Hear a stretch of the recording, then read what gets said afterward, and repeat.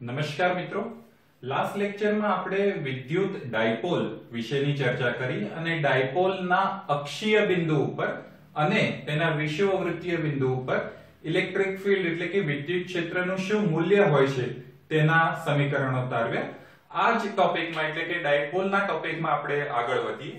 તો આજનો ટોપિક છે કે વિદ્યુત ક્ષેત્રમાં ડાયપોલની વર્તણૂક એટલે કે વિદ્યુત ક્ષેત્રમાં જો ડાયપોલને મૂકવામાં આવે તો તે કેવું બિહેવિયર શો કરશે. તો સૌથી પહેલા તો જે વિદ્યુત ક્ષેત્રની અહીંયા આપણે વાત કરીએ છીએ એ બે અલગ અલગ પ્રકારનું વિદ્યુત ક્ષેત્ર અહીંયા આપણે લઈશું. એક તો આવશે સમાન વિદ્યુત ક્ષેત્ર અને અસમાન વિદ્યુત ક્ષેત્ર.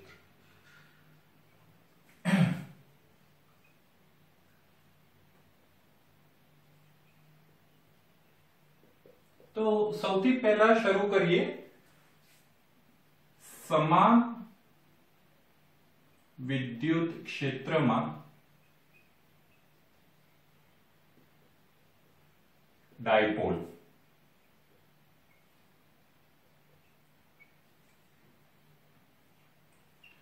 હવે સમજીએ સૌથી પહેલા તો કે સમાન વિદ્યુત ક્ષેત્ર એટલે શું. તો વિદ્યુત ક્ષેત્રની બળ રેખાઓ દોરીએ અહીંયા.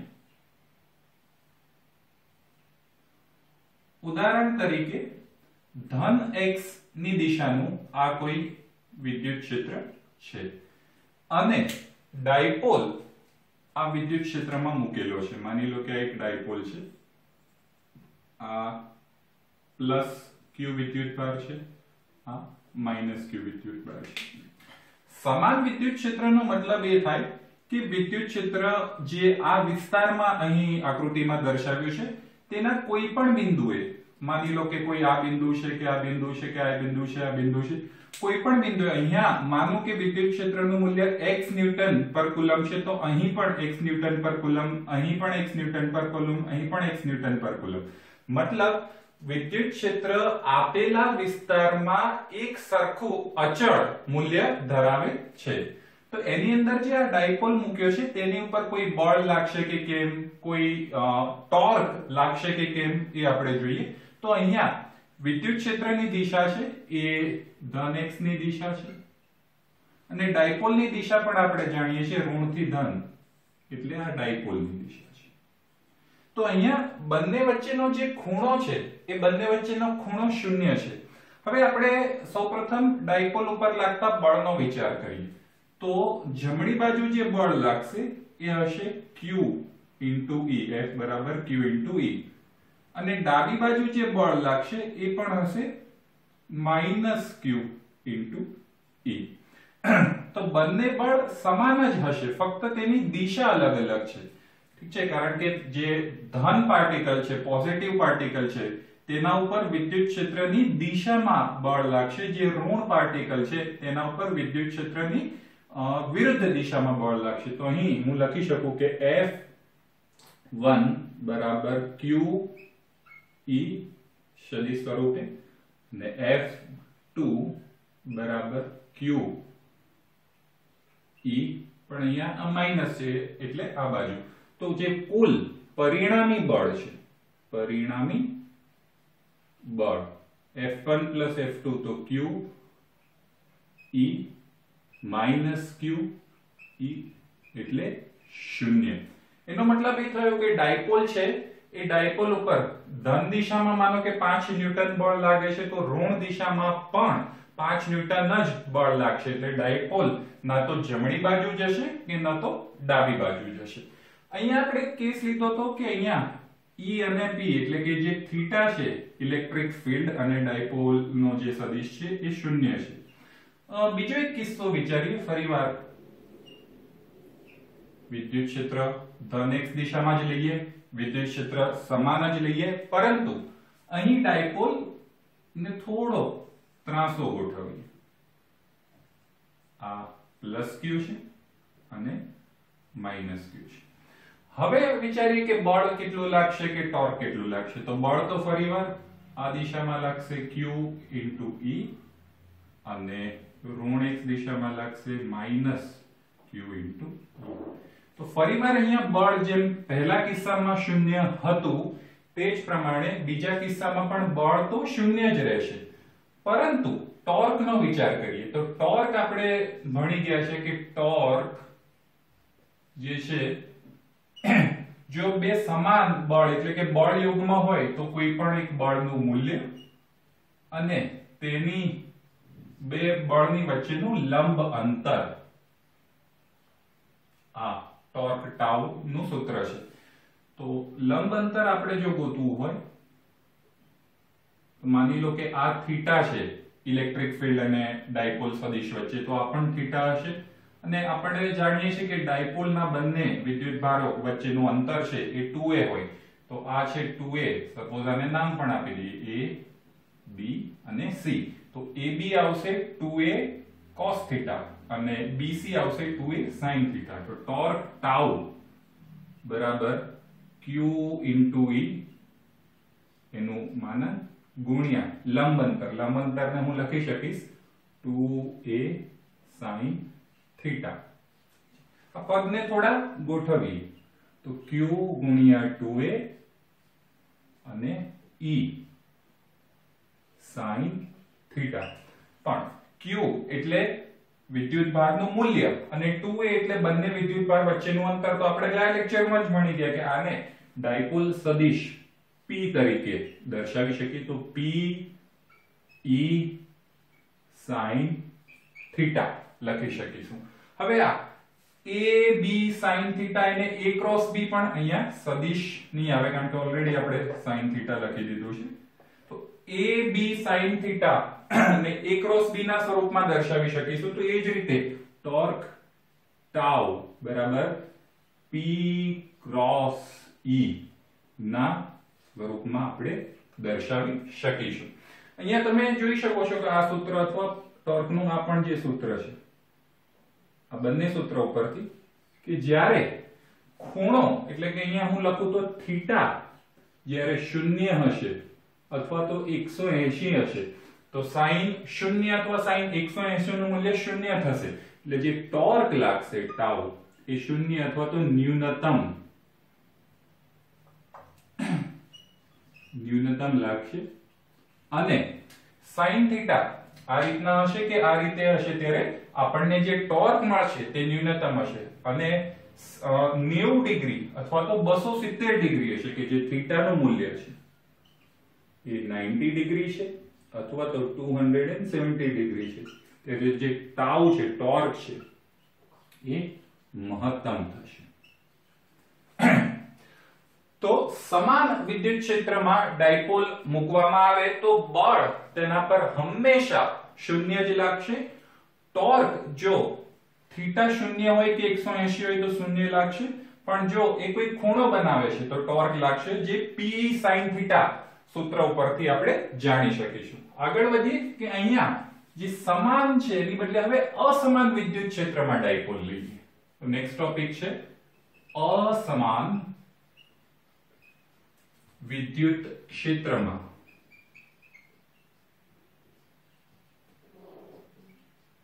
ડાયપોલ.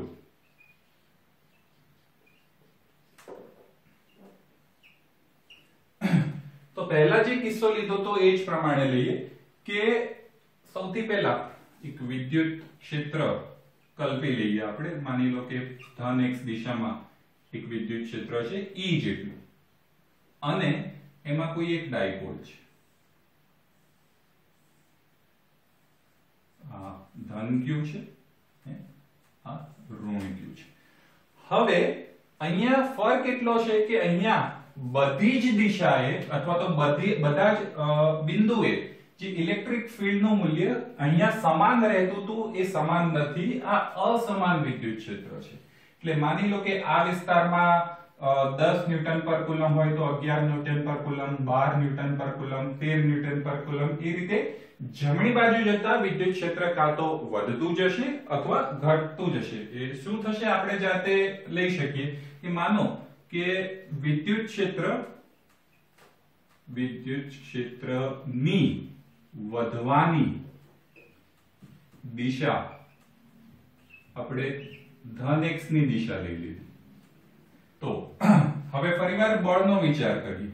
તો તો આના ઉપર જે બળ લાગશે એ Q * E જમણી બાજુ, અહીંયા જે બળ લાગશે -Q * E ડાબી બાજુ. પણ અહીં જે ઇલેક્ટ્રિક ફિલ્ડ નું મૂલ્ય છે અને અહીં જે ઇલેક્ટ્રિક ફિલ્ડ નું મૂલ્ય છે તે અલગ છે, એટલે અહીંયા હું E1 લખીશ અને અહીંયા હું E2 લખીશ.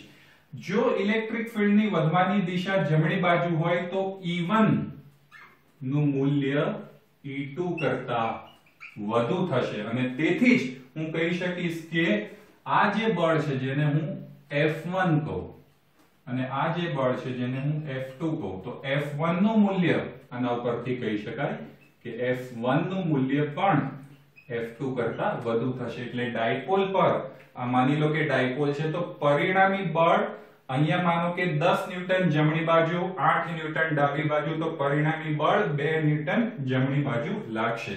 તો અહીંયા હું લખી શકું કે પરિણામી બળ અહીંયા લાગશે જમણી બાજુ ધન x ની દિશામાં. ઠીક છે. આનાથી એક વિરુદ્ધ પરિસ્થિતિ પણ આપણે કલ્પી શકીએ. આવું જ એક ઉદાહરણ લઈએ. ફરીવાર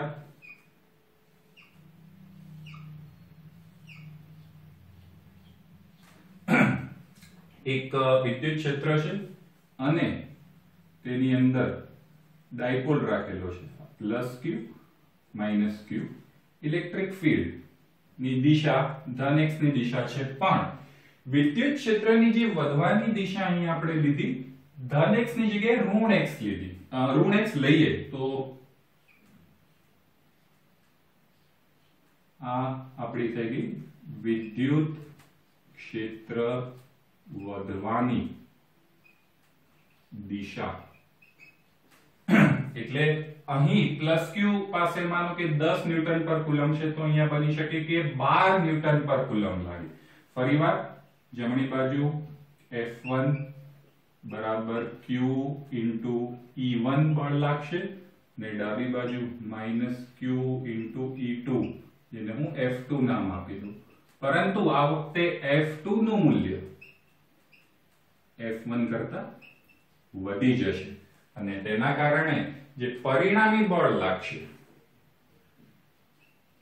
પરિણામી બળ જે લાગશે તે ડાબી બાજુ લાગશે.